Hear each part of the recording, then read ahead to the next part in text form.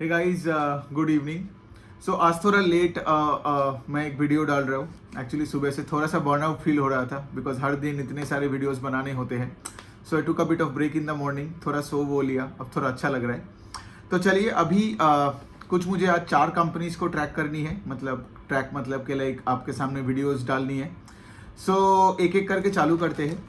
तो सबसे पहले जो कंपनी है वो है कि लैंडमार्क कार्स, ठीक है। लैंडमार्क कार्स का जो बिजनेस मॉडल वो बहुत ही सिंपल है। आप देखोगे वो जो लग्जरी कार्स होते हैं, ठीक है, जैसे फॉर एग्जांपल मर्सिडीज बेंज हो गई, उसका इंडिया में उसका डीलरशिप का बिजनेस करते हैं। मतलब मर्सिडीज बेंज के गाड़ियों को इंडिया में बेचने के लिए वो लोग हेल्प करते हैं, ठीक है। अब क्या है कि लाइक लैंडमार्क कार्स का अपना कोई खुद गाड़ी का कोई कंपनी नहीं है, वो मतलब उनका कोई मतलब they don't sell any cars for themselves, ठीक है। वो क्या करते हैं, जैसे फॉर एग्जांपल एमजी मोटर्स हो गई, रेनॉल्ट हो गई, मर्सिडीज हो गई। तो ये जो सारे जो ब्रांड्स है जो बाहर से इंडिया में आ रहे हैं, उनका उनका से फॉर एग्जांपल डीलरशिप बनाना, फिर गाड़ियों को अपने को खरीद के इन्वेंटरी में रखना और ऑफ कोर्स इंडियन कस्टमर्स को बेचना। इसके साथ क्या होता है, जब एक गाड़ी सड़कों पे होता है तो गाड़ी पे बहुत सारे प्रॉब्लम्स होता है, राइट। तो से फॉर एग्जांपल जो आफ्टर सेल सर्विसेज होता है, मेंटेनेंस का काम होता है उन गाड़ियों का, तो वो भी लैंडमार्क कार्स करते हैं, ठीक है। अब तो फिर लैंडमार्क कार्स का बिजनेस मॉडल आएगा, सबको समझ में आ गया, बहुत ही सिंपल है। अब देखिए तो फिर एक बिजनेस मॉडल में लैंडमार्क कार्स का जो ग्रोथ आने वाला है फ्यूचर में, that is directly correlated with से फॉर एग्जांपल ये मर्सिडीज, एमजी मोटर्स, फिर ये जो भी आज बड़े बड़े जो ब्रांड्स है उनके गाड़ी के सप्लाई पे डिपेंड करेगा, राइट। तो इनका सबसे बड़ा रिस्क यही है बिजनेस मॉडल में कि अगर इनका कोई भी से कंपनी का जिनके साथ इनका लेट से आज टाई अप है, राइट, और उनका गाड़ी वो इंडिया में बेच रहा है, अगर उनका नया मॉडल नहीं आ रहा है तो ये क्या बेचेगा अपने डीलरशिप में, है ना। तो लैंडमार्क कार्स का कुछ ऐसा ही प्रॉब्लम्स हुआ है। तो अगर आप देखोगे उनका Q3 में द सेल्स का number grew only 8% on a YOY basis, ठीक है। अब इतने स्लो पेस ऑफ ग्रोथ क्यों? इसलिए बिकॉज मर्सिडीज जो इनका जो प्राइमरी सेगमेंट है जहां से उनको पैसा मिलता है मर्सिडीज का डीलरशिप और मर्सिडीज का गाड़ी बेच के, मर्सिडीज का सप्लाई उतना अच्छे से नहीं आया इंडिया में। So if you look at the luxury car market in India, वो YOY लेवल पे 20% से बढ़ा, लेकिन मर्सिडीज का सेगमेंट बढ़ा 10% inside that luxury car segment. तो कंपनी ने ये भी बताया कि लाइक अगर आप देखोगे कि दूसरे अगर BMW, ऑडी अगर ज्यादा वॉल्यूम्स में बेच रहे हैं और मर्सिडीज कम से उसका सप्लाई आ रहा है, तो इसका क्या मतलब landmark cars will be affected, है ना। लेकिन कंपनी का यही कहना है कि लाइक कि आगे जाके मर्सिडीज कुछ आई थिंक कुछ recently they have launched I think 10-12 variant को नया लॉन्च किया है। अब आगे जाके कंपनी को लगता है कि लाइक मर्सिडीज का जब ये सप्लाई का इश्यूज नहीं रहेगा तब कंपनी का सेल्स बढ़ेगा, because of course they will get more and more supply of the latest model of Mercedes Benz, ठीक है। फिर उसके बाद अगर मैं आपको ये तो मेन आपका प्रॉब्लम का इशू था। अब चलिए कुछ और बात करते हैं कि इनके एक्सपेंशन प्लान्स। अब देखोगे ये कंपनी हमेशा नॉर्थ और वेस्ट इंडिया में था, अभी धीरे धीरे करके साउथ इंडिया में भी अपने डीलरशिप्स को खोल रहे हैं, ठीक है। फिर दूसरे साइड में along side with Mercedes they are also very bullish on 2 other brands. एक है MG मोटर्स, ठीक है। तो MG मोटर्स में ये लोग बहुत ही बुलिश है, उसका भी अलग अलग से ये लोग आपका ये जो डीलरशिप शोरूम्स होते हैं वो खोल रहे हैं। आई थिंक MG मोटर्स का उन्होंने I think they have opened around 8 to 10 showrooms, ठीक है। और तीसरा जो ब्रांड है वो है महिंद्रा एंड महिंद्रा, उनका भी जो XUV और SUV का पोर्टफोलियो है वो इस पे ज्यादा फोकस कर रहे हैं, ठीक है। तो ये तीनों जो ब्रांड है मर्सिडीज, महिंद्रा एंड तीसरा है आपका MG मोटर्स, ये तीनों पे ये लोग बहुत ज्यादा बुलिश है, बिकॉज इनको लगता है हमारे लग्जरी कार में इंडिया में जितना भी और ग्रोथ आने वाला है उसमें से तीनों ब्रांड्स का बहुत बड़ी हाथ होने वाली है, ठीक है। तो ये चल के कंपनी बता रहे। और देखिए और कौन कौन भी उन्होंने ये भी बताया कि गोइंग फॉरवर्ड आप देखोगे 2 और ब्रांड है ना, रेनॉल्ट और दूसरा है जीप। तो ये लोग क्या कर रहे हैं, धीरे धीरे करके रेनॉल्ट और जीप अपने पूरे पोर्टफोलियो में घटा रहे हैं अपने परसेंटेजेस को।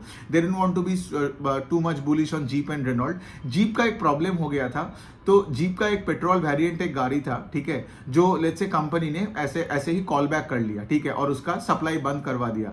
तो उसके बाद से जो मुझे समझ में आया कॉन कॉल पढ़ के जीप के साथ हमारे लैंडमार्क कार्स का रिलेशनशिप थोड़ा सा आई गेस बिगड़ा गया है। तो इसीलिए वो जब भी जीप का बात बोलते हैं तो ये लोग बोलते हैं कि लाइक नहीं, हम जीप में उतना फोकस नहीं कर रहे हैं जितना हम पहले करते थे, ठीक है। इसके साथ साथ landmark cars is also very bullish on the company called BYD, जिसको आप चाइनीज टेस्ला भी बोल सकते हो, है ना। तो BYD क्या कर रहा है, अभी इंडिया में वो तो आ गया है ना, तो BYD के साथ भी ये लोग मिलके काम कर रहे हैं और I think they now have opened around 4 BYD showrooms in India, ठीक है। और आई थिंक लैंडमार्क कार्स का जो मैनेजमेंट है वो भी चाइना में गया और उनसे बातें किया और उनके साथ रिलेशनशिप को बेटर कर रहा है, ठीक है। तो यही वाला पॉइंट है। अब अगर आप देखोगे नया, मतलब ये जो सारे ब्रांड्स बोले, इनके गाड़ियों को बेच के उनको 75-80% ऑफ द सेल्स इनको मिलता है, ठीक है। बाकी जो उनका जो सेगमेंट है वो है कि after sale service. Now after sale service अगर आप देखोगे पिछले 7-8 साल से वो 20% CAGR से वो नंबर इज ग्रोइंग अप, ठीक है। इसका क्या मतलब कि after sale service is a consistent figure, ठीक है, in the overall sales number. लेकिन मेन प्रॉब्लम क्या है, जैसे मैंने ये चीजें बोला, कल अगर MG मोटर्स ने नया वेरिएंट गाड़ी का नहीं लॉन्च किया या कोई प्रॉब्लम हो गया, एग्जिस्टिंग कोई मॉडल को उन्होंने रिकॉल कर लिया बिकॉज कोई इंजन का प्रॉब्लम है, ये प्रॉब्लम है, वो प्रॉब्लम है, तो लैंडमार्क कार्स को डायरेक्टली इफेक्ट होगा, ठीक है। तो इसी वजह से मुझे लगता है कि ये जो बिजनेस है ना, इनका अर्निंग्स हमेशा will be a lot more volatile, ठीक है। सो ये कंपनी और एक चीज जो कर रहे हैं नया, तो अभी नहीं, आई गेस ये पिछले 6-9 महीने से ये चल रहा है उनका, वो है कि ये लोग अपना यूज्ड कार के सेगमेंट में भी जा रहे हैं। बिकॉज इनका कहना है अगर हम लोग सेकंड हैंड मर्सिडीज बेंज ज्यादा मतलब रास्ते में उतार पाए, ठीक है, और कस्टमर्स को बेच पाए, that also helps in the purchase of the new Mercedes models as well, है ना। बिकॉज रास्ते में जितना मर्सिडीज देखोगे अब तो उतना आपको देख के भी लगेगा कि लाइक चलो मुझे भी एक चीज चाहिए। तो कोई OEMs को प्रॉब्लम नहीं हो रहा है अगर लैंडमार्क कार कोई सेकंड हैंड गाड़ी अगर बेचे फॉर मर्सिडीज और MG मोटर्स और वॉट एवर इट इज। लेकिन यहाँ पे प्रॉब्लम वही पे आता है कि अगर आप देखोगे ये जो सेकंड हैंड कार बेचने वाला का डीलरशिप का जो ये बिजनेस मॉडल है, आज तक कोई इंडिया में कर नहीं पाया। पहले भी जो करने का कोशिश किया सब फेल हुए हैं। तो यहाँ पे हमें देखना पड़ेगा कि लैंडमार्क कार्स किस रेट से इस बिजनेस को आगे लेके जाए और आगे क्या होता है। ऑल्दो ये सेगमेंट अभी बहुत ही एक छोटी सी पार्टी ऑफ टोटल रेवेन्यू, मतलब अभी तो कंपनी इसके लिए अलग से सेगमेंटेशन भी नहीं करता है, मतलब अलग से बताता भी नहीं कि एग्जैक्टली कितना बनाए हैं। सो यही वाला बात हो गया। और तो अभी देखा जाए तो I think I have covered everything in the con call. Company कोई गाइडेंस नहीं देता है, ये हो गया एक वाला पॉइंट हो गया। और दूसरा पॉइंट है कि अगर मैं इनके बात करूं तो मेजोरिटी इस बिजनेस पे पैसा बनता है, आप देखोगे वो जब गाड़ियों का प्राइसेस बढ़ता है, ठीक है। सो लग्जरी कार्स का average selling prices have gone up, उससे इस कंपनी को ग्रोथ मिला है rather than say for example volumes का growth. But of course like as I said कि they are very bullish on Mercedes and इनको लगता है कि मर्सिडीज का वॉल्यूम से on Indian roads can double in the next 3-4 years के आसपास। तो यही है। लेकिन अभी तक मैं इस स्टॉक के साथ मतलब जो भी हो 7-8% का ग्रोथ है। और अगर आप इसका IPO के बाद से भी देखोगे ना, इनका कभी सेल्स ग्रोथ ढंग से हुआ ही नहीं है। तो अगर सेल्स ग्रोथ नहीं होता है बिजनेस का तो उसका स्टॉक भी ज्यादा खास कुछ करता नहीं है। अब देखते हैं, ट्रैक तो करते हैं, फिर Q4 में देखेंगे क्या होगा उसका रिजल्ट। दूसरा जो कंपनी है वो भी एक नया कंपनी है जिसका IPO रिसेंटली आया, वो LED लाइट्स बनाने वाला कंपनी है, ठीक है। उसका नाम है इकियो लाइटिंग। तो इकियो लाइटिंग का अगर आप देखोगे जब ये IPO आया तो ये IPO के पैसे से इन्होंने जो मतलब ये जो रूल बनाया कि हमारे IPO के पैसे से हम अपने मैन्युफैक्चरिंग जो कैपेसिटी होता है उसको हम ट्रेबल कर देंगे, ठीक है। तो यही बात पे उन्होंने पैसा उठाया। लेकिन यहाँ पे एक प्रॉब्लम आ गया उनका कि ठीक है, अपना जो मैन्युफैक्चरिंग का जो काम चल ही रहा है, उनका जो दूसरा जो प्लांट सेटअप हो रहा है वो एकदम सही चल रहा है। प्रॉब्लम ये हो गया है उनके साथ कि LED लाइट्स का जो प्राइसिंग होता है ना, वो कोई कंपनी के हाथ में नहीं होता है। दैट्स अ मार्केट ड्रिवन मतलब प्राइसिंग होता है। तो यहाँ पे LED प्राइसिंग एकदम धप से नीचे आ गया। सो ये कंपनी को भी पता नहीं है। सो बेसिकली कंपनी का भी वही कहना है कि even the company was very surprise के सडनली इतना डिमांड कैसे थप हो गया। और जब डिमांड थप हो जाता है तो ऑफकोर्स सबको पता है कि प्राइसेस भी थप हो जाती है। इसी वजह से आप देखोगे इकियो लाइटिंग, और इकियो लाइटिंग का मेजोरिटी बिजनेस वही है कि वो एक ओरिजिनल डिजाइन मैन्युफैक्चरिंग है कंपनी, ODM है।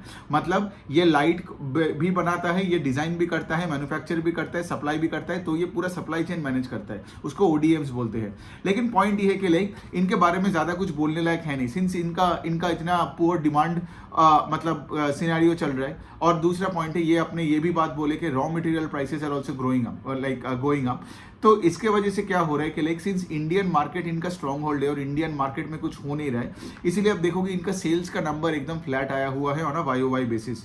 दूसरे साइड में ऑफकोर्स अब ये सबको ही पता है कि जब इंडियन मार्केट्स में कुछ होता नहीं है तो लोग एक्सपोर्ट मार्केट का बात करते हैं, तो ये भी वही बोलने लग गया। राइट। लेकिन पॉइंट वही है कि लाइक, और कंपनी क्या कोशिश कर रहे हैं, कॉन कॉल में जब मैं एक चीज पढ़ता हूँ जो मुझे सबसे बुरा लगता है कि लाइक, जब कोई कंपनी वॉल्यूम्स ड्राइव करने के लिए प्राइस कट करता है, ये कभी नहीं करना, ठीक है। देखिए, मुझे चाहिए हमेशा कंपनी में volume growth, right, but not at the cost of cutting price and compromising on margins. आपको समझने ये बात आनी चाहिए।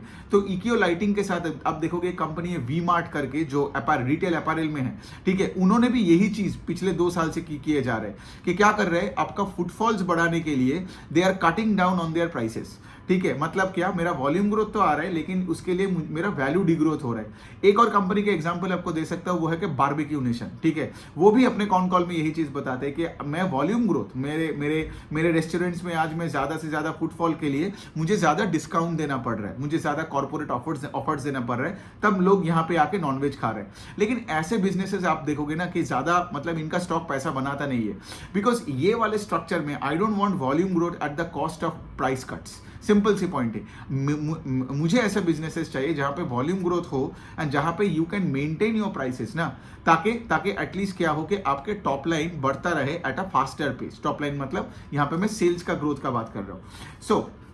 तो इक्यो लाइटिंग में भी ये वाला सिचुएशन है। तो लैंडमार्क कार्ड्स और इक्यो लाइटिंग, ये वीडियो में ये दोनों को ही कवर करते हैं, ठीक है। लेकिन पॉइंट ये है कि दोनों कंपनी का सिचुएशन आज बहुत अच्छा नहीं है, ठीक है। That's all I can say. एक का 8% का सेल्स ग्रोथ और दूसरे का तो कोई सेल्स ग्रोथ है ही नहीं, ठीक है। एक का तो पता नहीं कौन से गाड़ी का सप्लाई कब आएगा, कब जाएगा, कोई आइडिया नहीं है, कोई गाइडेंस देता नहीं है लैंडमार्क कार्ड्स। और इक्यो लाइटिंग का तो अभी तो सिचुएशन बुरा है, बिकॉज एलईडी का जो प्राइसेस घट गया है। अब अगर एलईडी का प्राइसेस घट गया और आप लाइट्स वगैरह बेच रहे हो, तो आपको तो वो मतलब वो जो डिप्रेस प्राइसेस है उसी में ही आपको बेचना पड़ेगा। और दूसरे साइड में अगर आपका रॉ मटेरियल प्राइसेस बढ़ जाए, राइट, तब तो एकदम मतलब दोनों साइड से ही आप एकदम स्क्विश्ड हो रहे हो, राइट। तो वो वाला भी एक इशू है। बट इक्यो लाइटिंग को ट्रैक करना, दोनों कंपनी को ट्रैक करना, बिकॉज दोनों छोटी कंपनी है, दोनों केपेक्स मोड में है, एक्सपेंशन किए जा रहे हैं, लेकिन करंट उनका सिचुएशन अच्छा नहीं है, ठीक है। सो अभी देखने वाले हैं कि Q4 में क्या होता है, राइट। सो यही तक है। आपको अगर कोई क्वेश्चन हुआ तो प्लीज लेट मी नो।